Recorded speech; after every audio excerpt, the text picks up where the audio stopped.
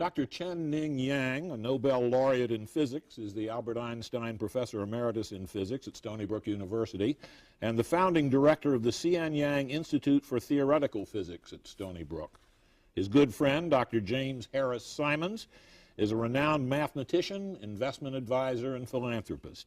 A former chair of the math department at Stony Brook, he heads Renaissance Technologies, an investment fund that trades billions of dollars in markets around the world. He and his wife Marilyn recently donated $60 million to Stony Brook to create the Simons Center for Geometry and Physics. And gentlemen, it's a great pleasure to be able to speak to both of you. I was quite comforted yesterday to learn that each of you at certain points in your relationship were unable to understand what the other one was talking about. I found that a very comforting situation. Now that physics and math are back together again, is everybody caught up with each other, Dr. Simons? Well, I still, generally speaking, don't understand a heck of a lot of physics. So I don't know. I think a lot of mathematicians have certainly caught up to some extent.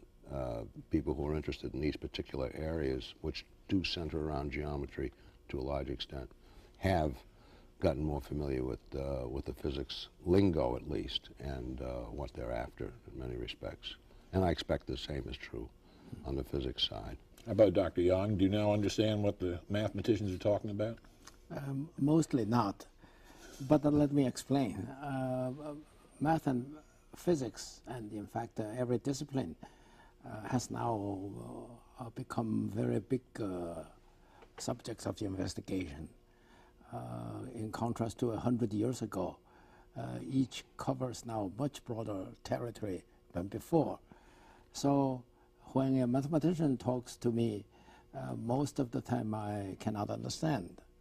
But the amazing thing is that between what they talk about and what we talk about, there's a region of overlap. What is amazing is this region of overlap is very, very fundamental.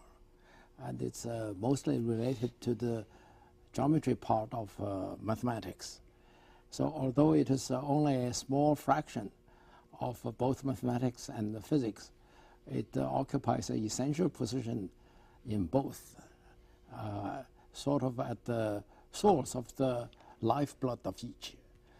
And everybody expects, both mathematicians and physicists expect that this will continue, that the future developments of both disciplines are likely to be deeply entangled in this central region. And that is the reason why everybody is very happy that with Jim and Marilyn's generosity, Stony Brook will be able to launch into this central area of research for both disciplines. I want to follow up on that, but I also want to mention that I heard you say at one point you wrote that there were two types of mathematics books. Tell me about that. Yes, that was when in 1969 or thereabouts, I found some similarity between some mathematicians' formula and some formula that we physicists were talking about. So I went to Jim, who was department chairman of math at that time, and he instantly said, these are the same thing in fiber bundles. So I said, what's fiber bundles? So he gave me a book, a very famous book written by a Princeton mathematician named Steenrod. And I took the book back and got very frustrated after studying it for a couple of hours. So later I joked there are only two types of modern mathematics book. One you cannot read beyond the first page, and one you cannot read beyond the first sentence. And the Steenrod's was the latter kind. And the mathematicians agree that they think that this is an appropriate joke to a certain extent. But that does not mean that they would abandon that style. There is a certain rigidity, but there is certain advantage in this way of writing. So some of the mathematicians persist in writing that way. Is that the way you would write, Dr. Simons? Are you rigid? Steenrod's book was always not an easy read. Some people are better writers than others, and as time goes on, certain fields become clarified and then, as a result, easier to explain. So I never got very far in Steenrod's book either, and learned that material that's in that book in other ways. But Steenrod's book was written sometime earlier, well before I gave it to Frank. So it's like a lot of subjects. At first, they're very difficult to understand and therefore difficult to explain to other people because you don't perhaps fully understand all the ramifications yourself. Gradually, things become clearer, and things are easy to explain. So, you know, that's Steenrod's book. I think will always be a particular example of something that's pretty hard to read. Is fiber bundle something that you could explain fairly easily at this point? I could if I had 10 minutes. I see. You want to give me 10 minutes? I'll give you 10 minutes after this interview. Fine. You're funding the Simon Center for Geometry and Physics. What do you hope and expect will happen there? And to get back to something that Dr. Young said, what is the connection between geometry and physics that doesn't connect the rest of mathematics? Well, obviously, most of mathematics is involved in physics. Calculus is involved in physics, and you have to know how to solve linear equations or whatever, so inverted matrix, all that stuff. Most basic mathematics, or a great deal of it, finds its way into physics and is necessary. The modern thrust of mathematics into geometry, which has occurred over the last, say, 75 to 100 years by now, has very much deepened a certain area of mathematics, which is generally called geometry. And those areas have become particularly relevant in physics. So, and physics has always had quite a bent towards the geometric side of mathematics. For example, if you look at the work of Archimedes, who was a great scientist, the more I've learned about him, the greater he seems. He did both mathematics and physics. I don't think completely separated the two in his mind. For example, he quickly learned how the importance of the center of mass. Now, he was only looking, at least initially, at the center of mass of a two-dimensional object, of a flat object, which you might think, well, doesn't even have any mass. But, of course, if it's a little thin plate of metal or something. So, geometrically, you find a nice formula for the center of mass. Well, you couldn't do physics without the notion of the center of mass. Elementary physics, that's the way you look at forces that are applied to the center of mass, and then the whole thing becomes simple. So, from the very beginning, at least back to Archimedes, geometry, the geometric side of mathematics and physics were quite intertwined. Newton himself did a lot of his work with geometric,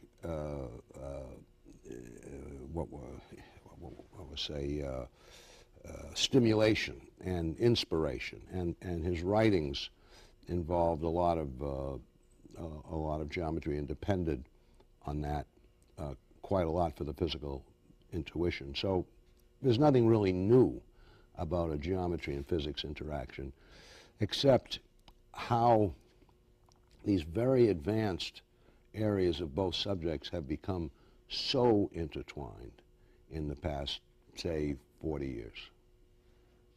Yes. Yeah. Let me supplement what Jim just said. Please.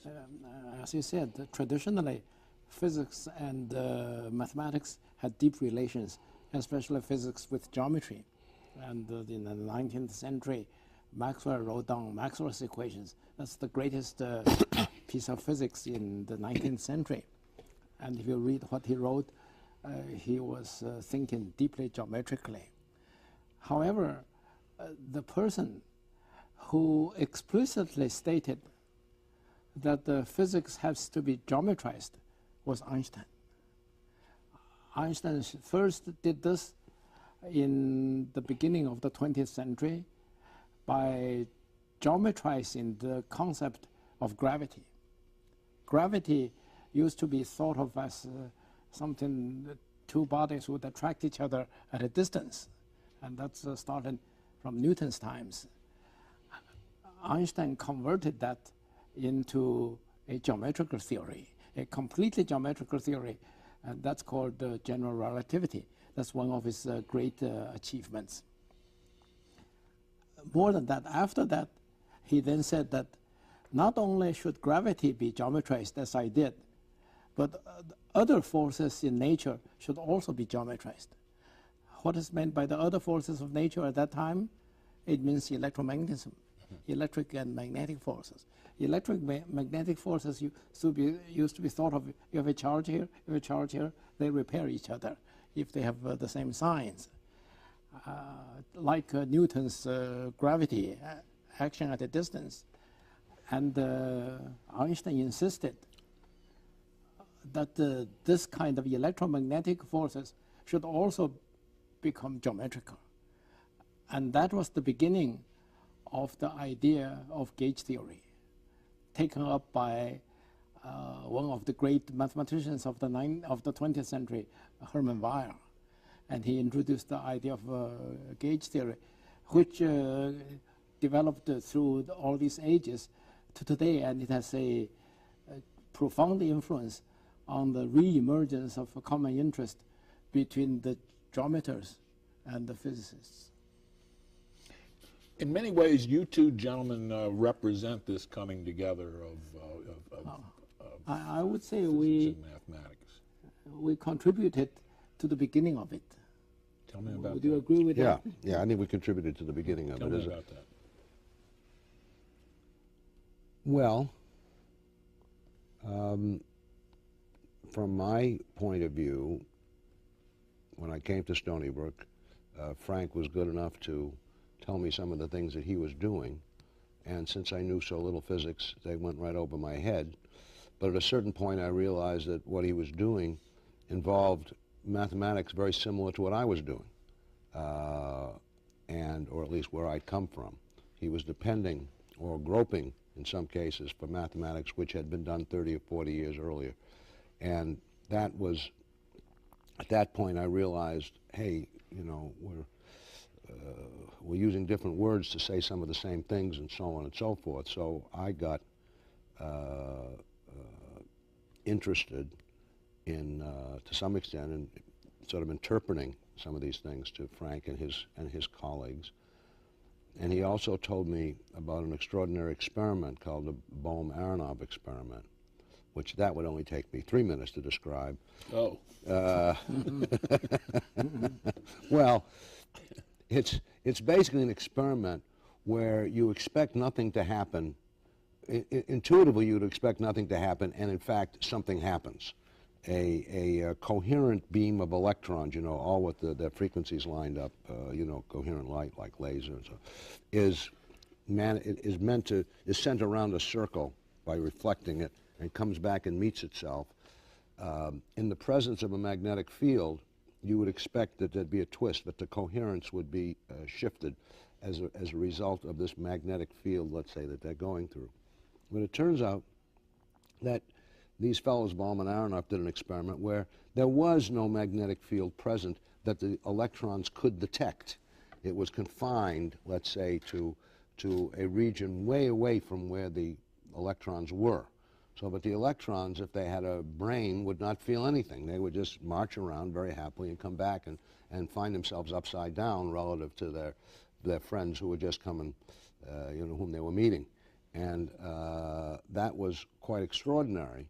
On the other hand, the geometric description of that kind of phenomena, that kind of a twist, is well described. It's called a flat bundle, or a flat connection on a bundle, one of these fiber bundles that would take me too long to describe. Mm-hmm. So that made me realize, hey, here's this remarkable phenomenon in physics, which mathematically is trivially described using modern mathematics. And I told this to a few of my other mathematical friends, for example, Singer from MIT, who communicated, and he got excited, and he communicated this to Atiyah and some other very prominent mathematicians with whom he was working.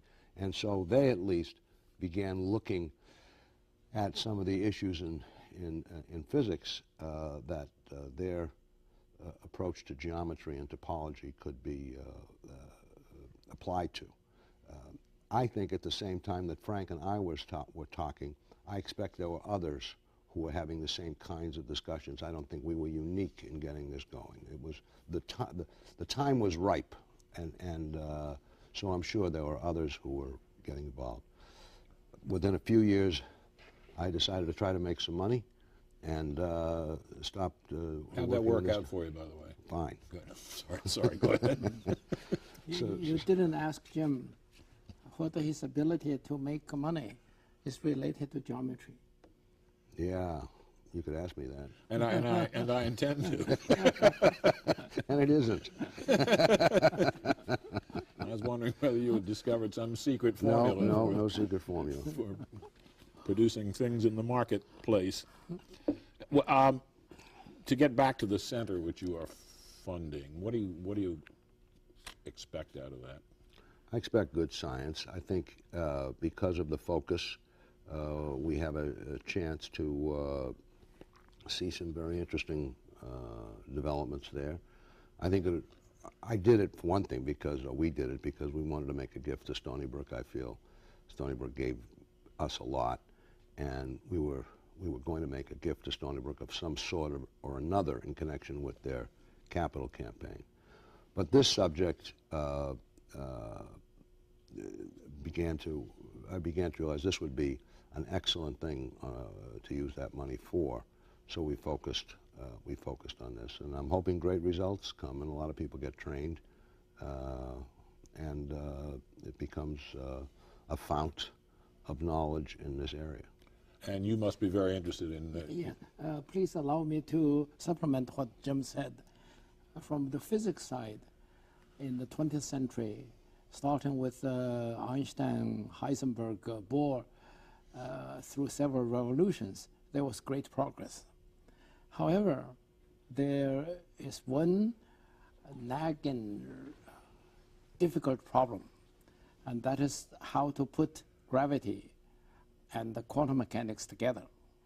Gravity and quantum mechanics are both essential theoretical and experimentally important ideas and concepts, and the theory behind them must be put together, otherwise the whole of physics is sort of not exactly matched up. But we met with great difficulties in putting the two together, and this is the main subject in fundamental theoretical physics in the last 30 years. And in the last 30 years, one bright idea took place. It's called superstrings, or string theory. Mm-hmm. So string theory now attracts, I would say, at least 1/3 of all the brightest young PhDs in theoretical physics. It is the hottest field in the last 30 years.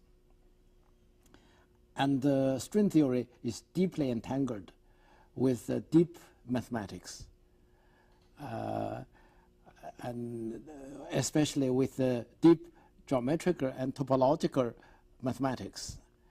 And that must be one of the reasons in the back of Jim's mind in funding this center, because this center would concentrate on deep geometrical, topological problems, which many of which came from the string theorists.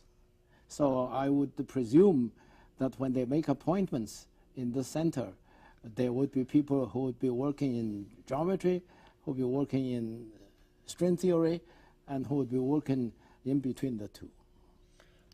Those are the appointments you'll be making? Primarily. There'll be a faculty of 7 a director and 6 faculty members, permanent members, and then about 30 visitors every year. And many of the visitors, and perhaps most or even all of the faculty, might be as Frank described. But there'll be other, and always have been, strong interactions between even the geometric side of mathematics and physics. So I think we don't want to be known as a string theory institute per se. String theory has come. There may be other theories that develop along the line, and we want to stick to, I think, the geometrical side of things, which is a very, very broad statement. But string theory and those problems in physics that relate to that, which are going to be many, right now string theory is, as Frank says, the hot thing.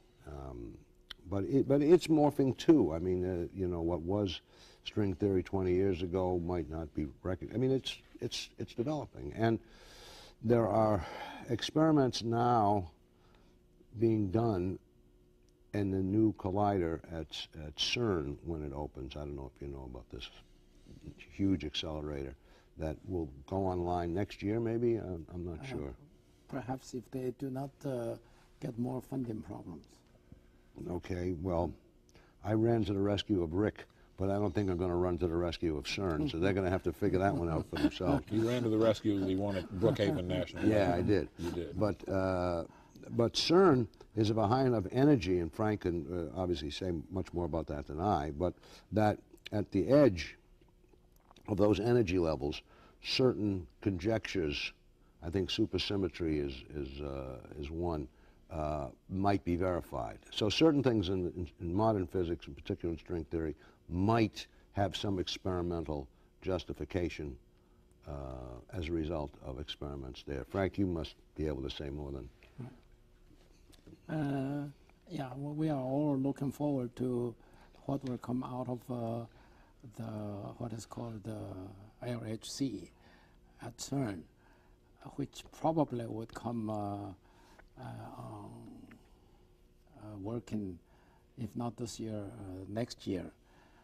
And one of the crucial questions is whether they will find a particle called Higgs particle. The good thing about it is that Higgs, Higgs is an Englishman. If they find the Higgs particle, it will be very good. If they do not find the Higgs particle, in my opinion, it will be even better. Why? Because all the theories converge to the Higgs particle, and if it exists, everything is smoothed out. Everything is very good. If it doesn't, it means that we are going the wrong channel. We have to completely rethink. That means there may be a revolution coming. So in many senses, that is even better. But anyway, it's Frank's a revolutionary. You see. He likes revolution for its own sake. No, but the reason Einstein is so famous is because he personally created 2.5 revolutions. So if you talk to a bright young physicist, he would like to have more revolutions rather than not. But anyway, the CERN event is a very important one. So we are all looking forward to that. No matter which way it turns out, it means that we will have more material to think about, and it's clear that those material would be in between mathematics, would be in between geometry and physics. And it will prove it one way or the other when it will. Yes. Yeah, that should. And there are other things too, I think, that are other results that could, I think there's a lot that could come out of CERN. Have they already asked you to rescue them? No. Not yet. No. I'm not. Don't be opening the I'm mail. not advertising my availability either. That's a big project. Let somebody else open your mail for you. I want to say something about what Frank said about geometry dictating things. As Frank said, the general relativity said, look, the universe, four-dimensional universe, including time, has a shape to it. It's not flat. It has a shape. And that there's more bending in the presence of more mass and less bending in the presence of less mass. And that bending is what causes things to come together, like rolling down a channel or something like that. So the geometry forces the physics, or in a sense determines the physics. And that's, as Frank said, you know, it was a fabulous development. Now, those are very macro things. You're looking across billions and billions of miles and so on. So now, if you go to the opposite time, space scale, look very, very, very, very small. Look at distances of, you know, 1/10 with 30 zeros, really small. There may be geometry going on at that scale. There may be some interesting geometry at that scale. In fact, there seems very likely to be. And a scale that is undetectable, obviously, as we're sitting here by us, but nonetheless, there may be something going on way, way, way, way down there. So that I think it was Wheeler who first sort of hypothesized maybe space is sort of a foam-like thing. And at the very smallest space scales, there are maybe little bubbles or this, that, or the other thing.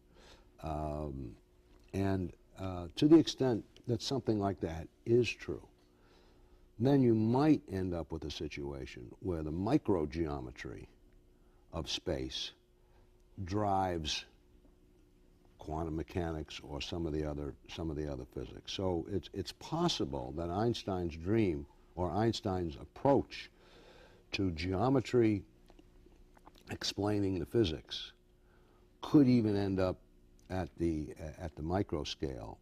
And again, I emphasize, I really mean a micro scale. That the geometry there could also perhaps simplify or drive the physics. You have a thought on that? Yes, in general, there's some speculation about this. As I said, there's the question of how to marry gravity with quantum mechanics. And when you talk about that, these extremely small regions immediately come into play, obviously. How that is going to play out is everybody's speculation. And that is deeply entangled with this string theory also. For sure, for sure. I wanted to mention one thing about your background that came to mind when we were describing Dr. Young as a revolutionary here, but which was your getting fired from the government, which was pretty much the reason you came to Stony Brook to begin with. Tell me about that. Well, it was simple enough. I was at I'd spent 4 years in Princeton at something called the Institute for Defense Analyses, which was a place that specialized, was a government agency or contracted to a government agency, the NSA, in fact. And they hired mathematicians there to work on very high-level, secret, obviously, codes, try to help the United States make more secure codes and try to crack Russian codes, for example, and so on. They hired mathematicians, but the deal was you could spend half your time doing research on your own and half your time working on the government problem, so it was nice. And I took that job for a variety of reasons, went to Princeton. And I was an okay code cracker. And I also did a fair amount of mathematics while I was there. And in fact, the work that I did there justified Stony Brook giving me that offer because I had solved an old well-known problem. But in the meantime, I was, you know, being a code cracker. And, but the Vietnam War was heating up and I didn't like it and I was outspoken about it. We weren't doing any work that impinged on the war. We were working on very high-level Russian cipher systems, and I think there was no application at all to Vietnam. My view was it was a dumb place for us to be, and we ought to get out of there. The head of the Institute for Defense Analysis was Maxwell Taylor, a man you may have remembered. Good old General Max. And he published an article, it was a cover story in the New York Times magazine, Sunday magazine, saying how wonderfully we're doing in Vietnam, and we just stay the course, why we'll defeat the enemy.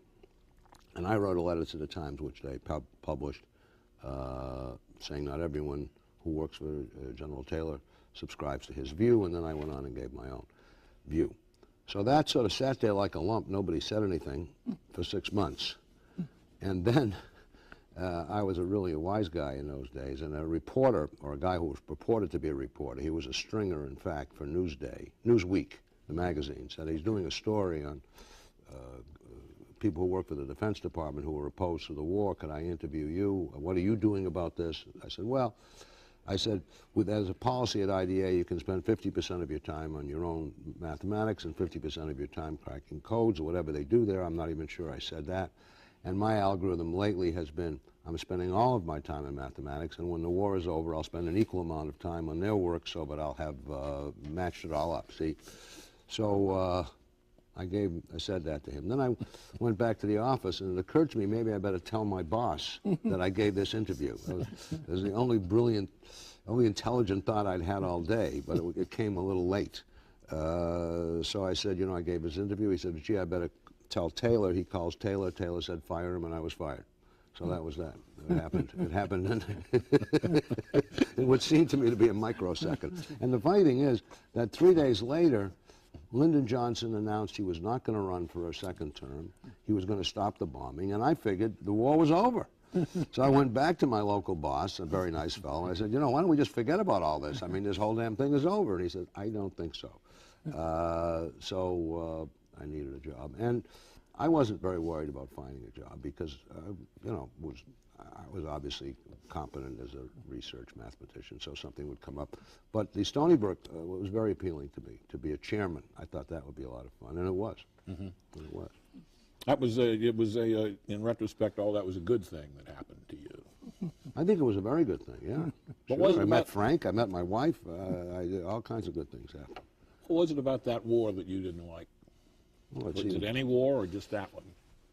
No, it's not any war. I think I would have been in favor of our fighting in the Second World War and so on.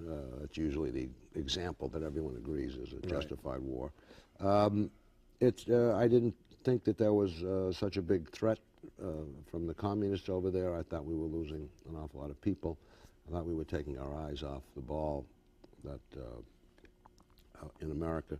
It just seemed like a waste and very destructive, and you could feel the fabric of society tearing apart as the kids were marching and bodies were coming home, and we weren't getting anywhere.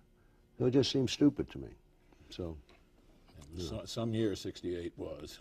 It was a heck of a year, yeah. It was a heck of a year. And after Jim came, after I got acquainted with him, one day he came to me and said, let's organize an anti-war fund. And so we did, and I talked about that last night, and also Irving Krah talked about that. We raised a lot of money, I forgot how much, to contribute to the anti-war effort. And in fact, at that time, we raised more money on this campus than on any other campus in the United States.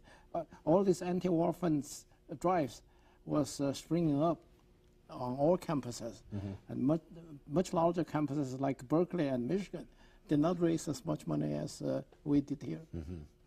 Well, I mean, and I think that I was saying something else, that Frank's agreeing to co-head that made a huge difference because, first of all, he had such respect in the university, and second of all, I think he was taking some risk because, you know, he was a Chinese guy and maybe had relative. I mean, I don't know, but I think he was taking some risk. It's true, because the U.S. has always been, some people in the U.S. government is a little bit always suspicious of me, because my field is physics, deeply related to nuclear physics.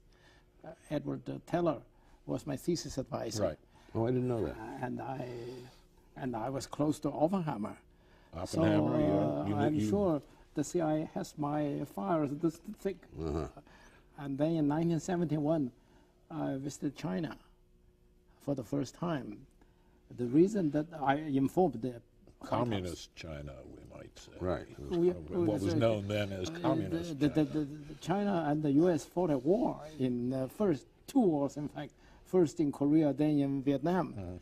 And in '71, I was able to visit because with the ping-pong diplomacy, I can tell that Nixon and Mao wanted to talk to each other because both of them were afraid of the Soviet Union. And so I decided to visit. And after I decided that, it's not good if I do not tell the White House. So I wrote to the science advisor, David, Mr. David. Ed David. Do you know him? Yeah, I don't know him well. But I know him. He visited me in Tsinghua 2 years ago. But anyway, I wrote to him. And to my surprise, he answered saying that we are delighted that you are going to visit China, but we cannot help you to get a visa. Now, I didn't need the help. I had already written to my father, and my father applied to the Chinese government, and then they said, fine, ask your son to get the visa, the Chinese visa, in the Chinese embassy in Paris. There was only 2 Chinese embassies in Western countries, in Ottawa and in Paris. So I got it in Paris, and after I came back, immediately the CIA visited me several times. I told them I pay U.S. taxes. I'm a U.S. citizen. I do not do anything that's unlawful. But I was very careful. Yeah, so... because what happened is the following. The CIA man came, or rather he called, and he insisted on visiting me in my house, which is on Daniel Webster. I didn't know why. I said, why don't we just go to my office? No. He wanted to be in my house. So the more he insisted, the more I declined that. So finally, he came to my office. And after a few minutes of conversation, 2 of them came. And they, as soon as we sat down in my office on a table, they immediately opened their file and took out some documents. I become alerted because I already know that this is the way they trap people. They can eventually say that you had seen some secret document. So I said, hold on. I got my secretary to come in, to sit there. And later she signed an affidavit saying that she was there when throughout the conversation I had with the CIA man. Because I told the CIA man, my parents are in China, and I still want to visit them. I do not want to be entangled with any secret stuff in the United States which may prevent my legally going to China again. And that was a very clever move. And the next day, I called the NSF. We had a contract with the NSF. The NSF did not know about this. There was a man named, I forgot, who was in charge of the Stony Brook grant. So I called him, and he said, great, here investigate. Then after a couple of hours, he called me, and he said, you did a very intelligent thing by telling me about this. Because in Washington, there are many branches, and they are not informing each other. And if the NSF didn't know that the CIA man had visited me, there may be some confusion which put the NSF sort of in a bad light. By my telling the NSF immediately about this, they were in a stronger position. Well, I understand that the CIA has its job, because clearly China also has agents here, and just like the U.S. has agents. The world is very complicated. What one has to be careful about is not to get entangled, not to get suckered into things like this. Yeah, well, that was very interesting. Yeah, I remember I did a very famous Watergate story like that, where one of the Watergate guys went to Judge Sirica in his chambers and said, I've got this document I want to give you, and the judge, no, and called in a court reporter, a stenographer, to record everything that took place with the passing of that document. Yeah, well, that was very good. Anyway, there was a great success raising that money, and I think Frank was quite courageous to have taken on the publicly visible post of, co-head of this thing, and it worked out fine. It naturally raises the next question, which is how you feel, either of you, if you feel strongly at all about what's going on now with the so-called war on terror. Does disturb you as much as Vietnam did, Dr. Simons? Well, I think the Iraq War was a terrible mistake. You know, we're not bringing back as many dead people from it. So in that sense, and it hasn't caused the furor, the dislocations that Vietnam did. On the other hand, I think it's definitely one of the worst pieces of public policy I ever saw. I think we were suckered into it. I think we were misled by the administration. If there really were a bunch of atomic bombs over there, okay, but there weren't, and they knew there weren't.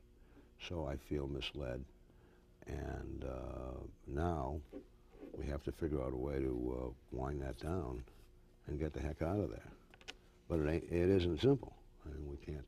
I don't think we can just say goodbye suddenly. We've created such a mess. We have to clean it up somehow or other. But it was a bad business. Anyway, that's what I think. Frank, maybe you have a different view. I think it's clear that with the coming election, the new president will try to extract the U.S. from the mess in Iraq. Whatever the original reason, whatever the original strategy, it is clear that what has happened created tension in the United States and weakened the U.S. Internationally. So something has to be done. Of course, how to do it is a complicated. It's a little bit like the Vietnam War. How to solve this problem would be, I think, the chief responsibility of the next president. You spend a lot of time in China now. How is the relationship between China and the U.S. developing, in your opinion? I think it's going very well. I think in the first place, I moved back to China. Actually, I've been going back to China back and forth repeatedly, but in 2003, after my first wife died, I moved back completely. So now I spend almost 10 months, 11 months in China and Shanghai and Hong Kong, and only visit the U.S. occasionally. And I can see within the last 5 years, there has been an enormous change in A, China's position in the world, and B, the relationship between the Chinese government and Washington. And all of this, in my opinion, are for the good for international relations. The most obvious thing is about North Vietnam and North Korea.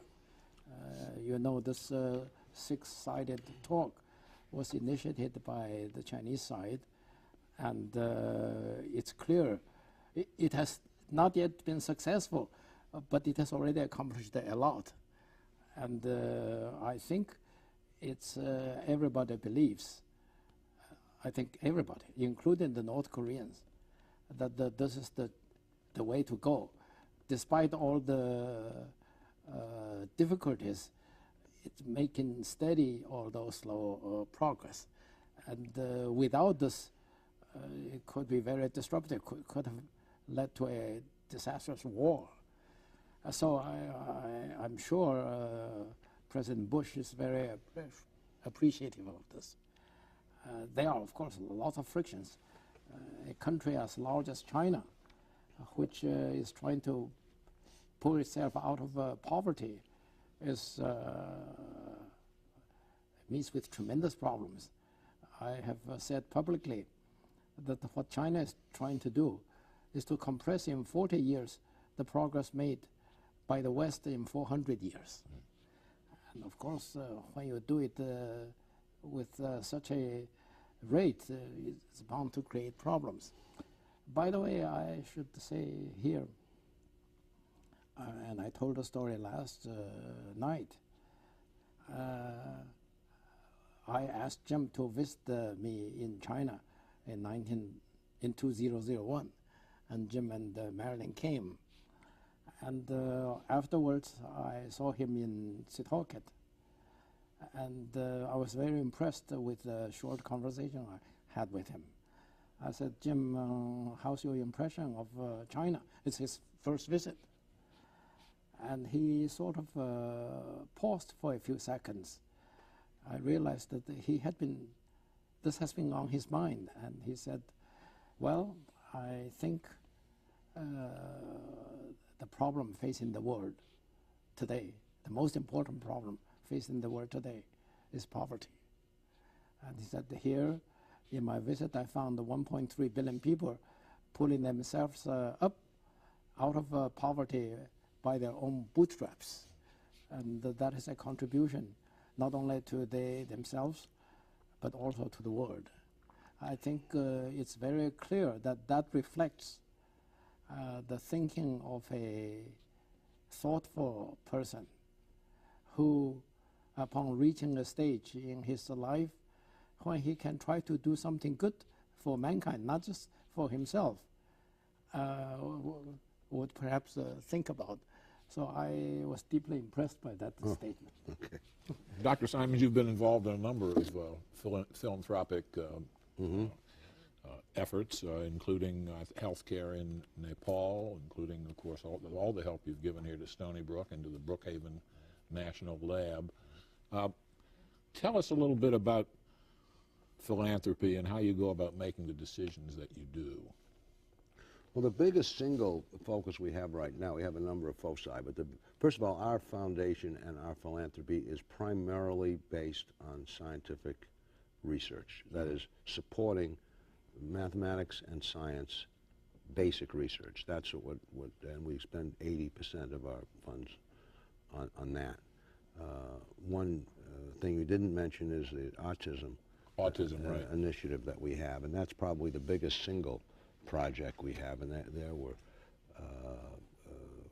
quite focused, and we've put up a team under the leadership of Jerry Fishbach, who's a well-known neuroscientist, and to run that, and we're trying to make some progress with that condition, which really goes to the heart of, in many respects, of how the brain works. Understanding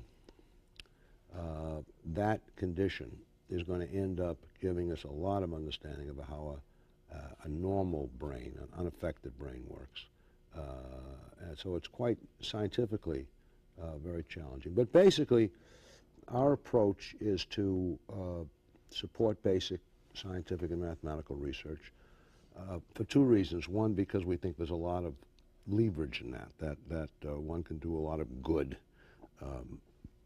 by making progress in these basic kinds of areas. And two, it's interesting to both Marilyn and me. We both like research. I get into it a little bit. I've learned some neuroscience. Obviously, I'm a mathematician, so maybe I could get into a little bit about what we're doing here. But so it appeals to us aesthetically as something very interesting and something we both like, and from the first point of view. Autism is, of course, a very important subject now. There's very little known about it, isn't that? Well, of course, if everything was known about it, then it wouldn't be such a problem. It's genetic, that's for sure. Two identical twins, if one has it, the other is 90% going to have it. So at least beyond the spectrum, it's a broad range of conditions that have a number of things in common. So the first fact is it's genetic. The second fact, and now we've been looking for genes. There's going to be a large set of genes that impinge on this, probably at least 50 from different places in the genome that are going to create what's called autism. Presumably many of these affecting the same pathway or the same subsystem. In other words, there are a lot of things that can make a car go wrong, not drive. Maybe the spark plugs are no good, or the carburetor is no good, or this or that. Any of them relates in a poor performance of the car, but they may be different things. So, and most of these genes, the genetic condition is probably going to be turn out to be what's called sporadic. In other words, you don't inherit it from your mother, let's say. It's not found in her genome, but it might be a damage in her egg, or perhaps more likely in your father's sperm. So there could be, at the germ cell level, some damage at the time of inception, some genetic damage, which then becomes in the infant's genome, and so it's not classically Mendelianly inherited. You don't say, oh yes, well, old Uncle Ned had it and he was passed down and so on and so forth. That'll happen, but most of it is probably going to end up being this. So there's a big hunt on for genes. We're doing a big data collection at 11 sites around the world, collecting uniformly characterized genetic information, bloods and so on, and a lot of questionnaire type stuff, phenotype information. So that's a project that we're doing. And I'm very optimistic that within 3 years, I would say, most of the gene candidates will have been identified, and some discovery will have been made already as to how a few of these major ones work. There are already some mouse models being made of a couple of the most flagrant suspects. And so I think that the next 3 years is going to see a lot of progress. I think the next 5 years. I think within 5 or 6 years there may be some interventions based on what we've learned here, something to stimulate or slow down some particular process that's inhibited or accelerated or whatever it might be. So, and it will break down into subgroups. Even though there's 50 or maybe even 100 genes, there's probably a half a dozen subtypes that come out. I mean, there's a lot to be learned. There's a lot to be learned. You sound very hopeful, though. I mean, that's I'm very the most hopeful. Optimistic assessment of autism I've ever heard. Well, I'm very, very hopeful. I mean, I think there's a clear path. It's genetic, let's find the genes. Find the genes, let's see what they do. There's a clear path. There will be progress on this path. Will it be wiped out or 100% treatable? I doubt it very much.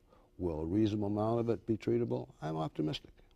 You reject the fairly widespread notion that it's somehow connected with vaccinations, for example. Well, there's not a shred of evidence. If there was some evidence, I might, all the experiments that have been done in large samples have shown absolutely no difference between large groups that have been vaccinated and similar groups that have not been vaccinated with this mercury or thimerosal or whatever. So if there were evidence, sure, but there isn't any. The reason I think that people are suspicious of this, one thing, there's a tremendous desire to, people really want an answer, because it's a terrible thing to have a child who's, in particular, who's severely autistic. It's a terrible thing. And secondly, about 15% of autisms are regressive. It means this, that in about 15% of the cases, a child will seem to be developing normally through roughly the age of 2, and then go backwards, lose language, maybe lose some coordination that he or she had, and so on. It's a regressive type. That happens to be roughly the time at which kids get one of these multi-shots. So a lot of things, oh, well, she was fine until she got that rotten shot. Well, maybe it was a month before or a month after or something like that. But there's no causative connection that anyone has determined between those shots and that behavior. But that would be I mean, look at all the people who still think living by a high tension line, that electromagnetism is going to give you cancer. Now, there's not a shred of evidence of that, but there are still people who say, hey, you know, I don't believe it. They're out to get it. So, anyway, I'm sorry I talked too long. No, that's perfectly fine. Where do we go from here in your fields, your respective fields? Just as a way of sort of wrapping this up, Dr. Yang, where are we going? Where are we headed in physics, for example? This is a question which is oftentimes raised by my students when they talk to me, because that affects their future very much, of course. I always say that if you look at the history of physics in different periods, there are completely different types of problems, completely different flavor of development. And for a young person looking forward to a future in physics, he or she must understand something about the changing environment. And I especially emphasize what was the situation 1 century ago is no longer the situation today. century ago, there were fundamental problems in physics which need to be solved. And Einstein and Heisenberg were born at that time. So they created the great revolutions. Today, we don't have that opportunity. Does that mean it's bad for you compared with my generation, especially compared with Heisenberg's generation? Yes and no. If you want to make revolutions, I think you are less fortunate. But on the other hand, usually people do not make revolutions. People make small progress, very useful progress, very rewarding progress. And there you have an advantage. Because today, the field of physics is very wide. Many, many doors are open.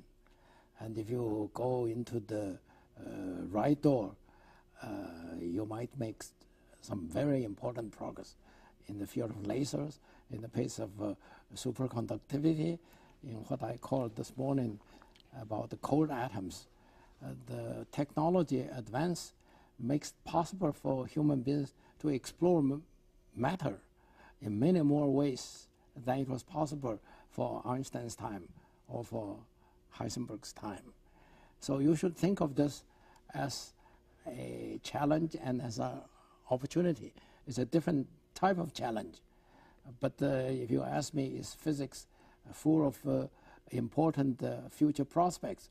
I said, of course. And furthermore, in fact, if you do the right thing, you might become a billionaire, because all these new channels, how is the modern computer created? The modern computer depends on the chip. The chip depends on the semiconductor. And semiconductor is a field of physics. And if you do the right thing today in the semiconductor field, for example, if you can make a semiconductor-like device which solves the heat transport problem, you would become immediately the head of you could become immediately the head of a company worth $1 billion. So there are many more opportunities today for you to make achievements of various kinds compared with Heisenberg and Bohr's time. I think so. If you ask me, is physics a good field? Answer is unambiguously yes. Is it a good field for revolutions like Einstein's? No. Dr. Simons, what advice would you give young mathematicians or young investment advisors? Take your pick. Well, I'll try to be brief. I think one can summarize some of what Frank is saying, is that he said physics is broader and so is mathematics, in particular on the application side. So I think there'll be a lot of progress in mathematics on the theoretical side, as there always has been, but mathematics and quantitative methods in general are more and more ubiquitous in applying to a whole range of areas. Finance today is riddled with quants.